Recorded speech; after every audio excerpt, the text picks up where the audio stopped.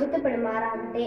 എന്നേക്കാൾ ശക്തരും ശ്രേഷ്ഠരും എൻ്റെ കൊച്ചു കൂട്ടുകാർക്കും മാതാപിതാക്കൾക്കും എൻ്റെ ക്രിസ്തീയ വന്ദനം.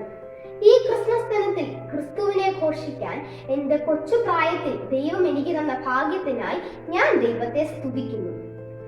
എന്താണ് ക്രിസ്മസ്? ക്രിസ്തുവിന്റെ കുർബാന എന്ന അർത്ഥമുള്ള ക്രിസ്തുമാസ് എന്ന 2 പദങ്ങളിൽ നിന്നുണ്ടായതാണ് ക്രിസ്മസ് എന്ന വാക്ക്.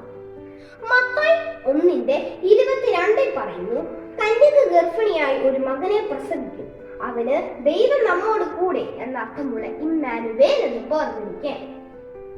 അതെ, 2000 വർഷങ്ങൾക്ക് മുമ്പ് കുലമുള്ളതിനെ രചിക്കുവാൻ കുലഹീനമായി തിരഞ്ഞെടുത്ത ദൈവം തക്സന്റെ മകനായി മറിയ എന്ന കന്യകയിലൂടെ ബെത്ലഹേമിലെ കാലിത്തൊഴുത്തിൽ ജന്മമെടുത്തു.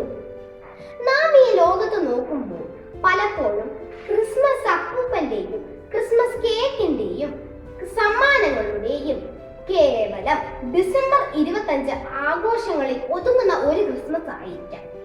എന്നാൽ ബൈബിൾ പറയുന്നു, മത്തായി 1:21 അവൾ ഒരു മകനെ പ്രസവിക്കും, അവൻ തന്റെ ജനത്തെ അവരുടെ പാപങ്ങളിൽ നിന്ന് രക്ഷിപ്പാനിരിക്കൊണ്ട് നീ അവന് യേശു എന്ന് പേരിടണം. അതെ, മാനവരാശിയുടെ പാപപരിഹാരത്തിനായി അവൻ ഭൂജാതനായി സമാധാനത്തിന്റെ പ്രഭുവായി ഭൂമിയിലേക്ക് വന്നു.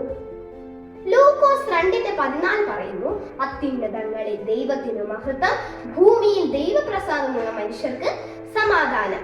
നാം ഈ ഭൂമിയിലായിരിക്കുമ്പോൾ ദൈവജനത്തിന് വെളിച്ചം വീശുന്ന ലോകത്തിന്റെ വിളക്കായി മാറാം. ഈ ദൈവം നമ്മുടെ ഹൃദയത്തിൽ വസിക്കുമാറാകട്ടെ. ഈ സമാധാനത്തിന്റെ സന്ദേശം മറ്റുള്ളവരിലേക്ക് പകർന്നു നൽകാം.